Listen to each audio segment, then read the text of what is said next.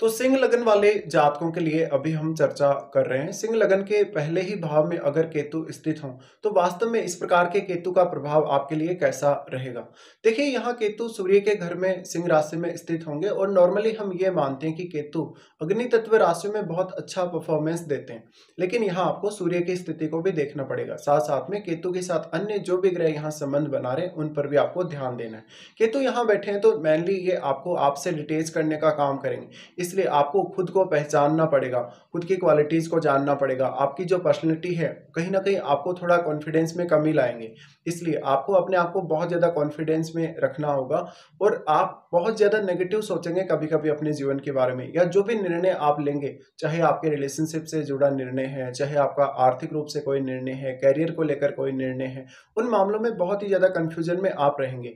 क्योंकि कन्फ्यूजन आपको इसलिए क्रिएट हुआ कि केतु ने यहाँ की जो एनर्जी है उसको सोखने का काम किया और आपको खुद को लेकर एक प्यास से उत्पन्न कर दी कि आप खुद को ही नहीं पहचान पा रहे, आप वास्तव में कौन हैं, आपके अंदर क्या-क्या क्वालिटीज़ हैं, क्या-क्या गुण हैं।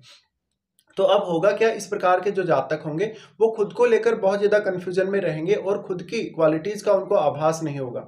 इससे उनके करियर पर, उनके आर्थिक रूप से लाभ पर बहुत गहरा असर पड़ेगा और रिश्तों पर भी इसका असर ज़रूर पड़ेगा। यहाँ केतु हैं तो अक्सर आपको कन्फ्यूजन रहेगा प्रत्येक डिसीजन लेते समय। इसलिए आपको कोई ना कोई ऐसा सपोर्टिव व्यक्ति आपके जीवन में ज़रूर चाहिए होगा जो सही समय पर आपको सही गाइडेंस दे सके। इसके साथ-साथ आपको जो भी गाइडेंस मिलती है उसको सही तरीके से फॉलो करना भी ज़रूरी है। कभी-कभी आप बहुत ज़्यादा ज़िद्दी होंगे और कभी-कभी आपके अंदर थोड़ा घमंड भी ज़्यादा रहेगा कि आपको ही सब कुछ पता है या आप जो कर रहे हैं वही वास्तव में सही है। लेकिन जब आप एंड के परिणाम तक पहुँचेंगे तो आपको पता लगेगा कि आपने जो निर्णय लिए हैं वो बहुत सारे निर्णय गलत हैं।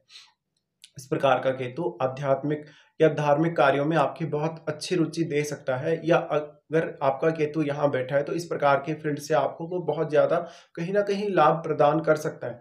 अगर केतु यहाँ शनि जैसे ग्रह के साथ बैठे हैं और अगर शनि आपका वक्री हो, साथ में अगर बृहस्पति जैसे ग्रह के साथ बैठे हैं और बृहस्पति भी मान लो अगर वक्री हो, उस केस में आपको आध्यात्मिक या धार्मिक कार्यों में ज़्यादा सफलता मिल सकती है। इस प्रकार का जो केतु होगा कहीं न कहीं आपको कुछ समस्याएँ देगा। केतु के यहाँ होने की वजह से अक्सर आप थोड़ा फ्रस्ट्रेशन में रहेंगे, आपको बात-बात पे गुस्सा आएगा। आप अपने व्यवहार के साथ, अपने इमेजिनेशन या कहीं न कहीं अपने जो आपके मानसिक रूप से जो प्रवृत्ति है, उसके साथ सही तरीके से डील नहीं कर सकेंगे। यहाँ केतु के होते हुए लगभग आप जो भी नेगेटिव सोच रहे हैं खुद के बारे में, वही आपको बिल्कुल पॉजिटिव सोचना पड़ेगा। यानी वास्तव में जो आप सोचेंगे कि आपके अंदर कौन-कौन से गुण हैं, नहीं हैं। अगर आपको ये आभास हो रहा है कि आप परिपक्व इंसान नहीं हैं, आप बहुत ज़्यादा सुंदर या बहुत अच्छे इंसान नहीं हैं, आप जो भी काम कर रहे हैं वो काफ़ी ज़्यादा गलत कर रहे हैं, तो यहाँ पे हो सकता है कि केतु आपको उल्टा सोचने के लिए मजबूर कर सकता है कहीं न कहीं। तो आप अपने बारे में ज़्यादा से ज़्यादा पॉजिटिव सोचने की कोशिश करें केतु के यहाँ होते हुए, क्योंकि आप यहाँ खुद को ही ब्लेम करेंगे। अब यहाँ कोई भी अगर अग्नि तत्व ग्रह केतु के साथ बैठेगा तो उस ग्रह को ज़रूर देखेगा। उस ग्रह से रिलेटेड आपको काफ़ी सारी क्वालिटीज़ होंगी जिनमें कमी देखने को मिलेगी। जैसे मान लो अगर यहाँ मंगल बैठे हों, मंगल अगर यहाँ वक्री हो जाएँ तो अच्छे परिणाम नहीं रहेंगे। भले ही वो आपके कुंडली में वो कारक ग्रह हैं, लेकिन केतु के साथ अगर वक्री होके मंगल बैठे हुए रहेंगे तो इसका डायरेक्टली इम्पैक्ट आपके सोचने, समझने और व्यवहार पर पड़ेगा। इससे आपका व्यवहार काफ़ी ज़्यादा खराब रह सकता है। यहाँ केतु के साथ अगर मंगल वक्री होके नहीं बैठे हों, सामान्य स्थिति में बैठे हों, उस केस में ज़रूर आपको यहाँ मंगल थोड़ी मदद कर सकते हैं। इसके साथ-साथ आपके स्वास्थ्य को लेके विशेष रूप से आपको अलर्ट रहना चाहिए जब भी कोई अग्नि तत्व ग्रह यहाँ बैठा हो, क्योंकि इससे आपको स्वास्थ्य से जुड़ी हुई समस्याएँ या कभी कोई चोट लगना या एक्सीडेंट वगैरह होने की भी संभावना रहेगी। और मंगल अगर यहाँ बैठे तो आप मांगलिक भी होंगे। इसका असर आपके रिश्तों पर, वैवाहिक जीवन पर ज़रूर पड़ेगा। साथ में देखिए यहाँ आपके लगन में अगर केतु बैठे हैं तो ज़्यादातर मोस्टली जो भी आप योजना बनाएंगे वो योजना आप काफ़ी सेक्रेट रखें। ज़्यादातर आपकी योजनाओं का फ़ायदा या आपके धन संपत्ति का फ़ायदा दूसरे लोग उठाएंगे या आपके ज्ञान का फ़ायदा दूसरे लोग उठाएंगे। तो जो भी लोगों से आपका कॉन्टेक्ट है, जिन भी लोगों के साथ आप कनेक्टेड हैं किसी भी तरीके से, वो चाहे आपका सोशल सर्किल होगा, आपके विदेशों में कुछ कॉन्टेक्ट्स होंगे या आप विदेश में सेटल हुए हैं तो फिर वहाँ जो रहने का आपका रहन सहन का जो ढंग है उसको लेके, तो आपको काफ़ी कुछ यहाँ सोचना पड़ेगा। केतु अगर लगन में है तो स्पिरिचुअल ट्रांसफॉर्मेशन आपको ज़रूर दे सकते हैं। इस प्रकार का केतु है तो आपको योगा, मेडिटेशन, आध्यात्म की तरफ आगे अग्रसर होना चाहिए। हालाँकि अपने स्वास्थ्य का ध्यान आपको ज़रूर ही रखना चाहिए। इसके साथ-साथ आप ये ज़रूर देख लें कि क्या आपके चंद्रमा केतु से प्रभावित हैं या नहीं है। इसके अलावा यहाँ केतु के साथ जो भी कोई प्लैनेट यहाँ बैठेगा, उस ग्रह से रिलेटेड भावों पर भी आपको फोकस करना चाहिए, क्योंकि उन हाउसेस के लिए आपको थोड़ी ज़्यादा मेहनत करनी पड़ेगी। साथ-साथ में वो ग्रह अगर वक्री हो जाएँ, तो इसकी संभावना बहुत अधिक है कि केतु उन पर अपना स्ट्रांगली प्रभाव डालेंगे। तो केतु के साथ कोई भी ग्रह का वक्री होकर बैठना और नॉर्मल स्थिति में बैठना, इसमें पूरा ही अंतर आ जाएगा एकदम से। इसलिए अब आपको उन भावों पर ज़्यादा फोकस करना पड़ेगा, उन भावों से रिलेटेड मामलों में ज़्यादा अच्छे से डील करना पड़ेगा और उन भावों से आपको कोई एक्सपेक्टेशन नहीं रखनी होगी, जिनके वो ग्रह स्वामी हैं, जो केतु के साथ बैठे हैं आपके चार्ट में। इसके साथ-साथ यहाँ पर अगर कहीं न कहीं आपको पब्लिक के साथ डील करना है या कोई भी आपको ऐसा बिज़नेस वग़ैरह करना है, तो हो सकता है कि आप जो पार्टनरशिप करने जा रहे हैं, वो पार्टनरशिप आपके लिए उतना ज़्यादा फ्रूटफुल ना हो। यहाँ आपके अब सप्तम भाव में राहु स्थित रहेंगे। सप्तम भाव में राहु स्थित रहेंगे तो इवन आपको आपके पार्टनर के साथ और आपके जो भी बिज़नेस पार्टनर्स हैं, उनके साथ बहुत सारे इश्यूज़ आ सकते हैं, इसलिए पार्टनरशिप करने से बचें। साथ-साथ में अपने जीवन साथी के साथ आप कोई भी प्रकार का कन्फ्यूजन ना रखें, कोई भी प्रकार की मिसअंडरस्टैंडिंग डेवलप ना होने दें रिश्तों में। अब यहाँ केतु बैठे हैं तो जातक को गुस्सा बहुत रहेगा, जातक को खुद पर मेंटली कंट्रोल करना बहुत ही आवश्यक रहेगा। यहाँ पे अब शुक्र जैसा प्लैनेट अगर बैठा हो, बुध जैसा प्लैनेट अगर बैठा हो, तो उन प्लैनेट्स के लिए यहाँ पर उतनी अच्छी स्थिति नहीं होगी केतु के साथ बैठने की वजह से और बार-बार आपको कन्फ्यूजन क्रिएट होगा।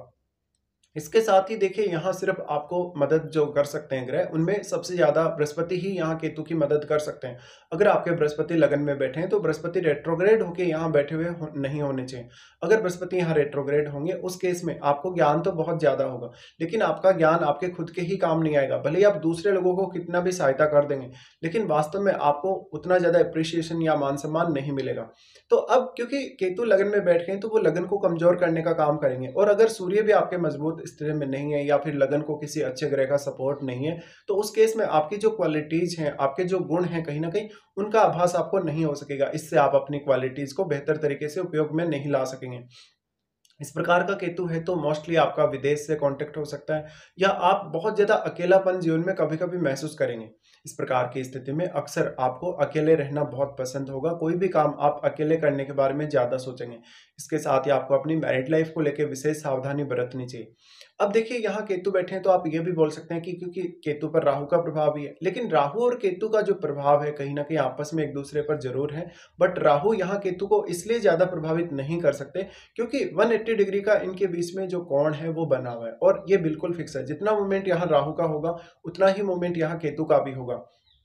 तो दोनों ही ग्रहों के बीच में एक अच्छा जो बैलेंस है 180 डिग्री का वो बना हुआ रहेगा।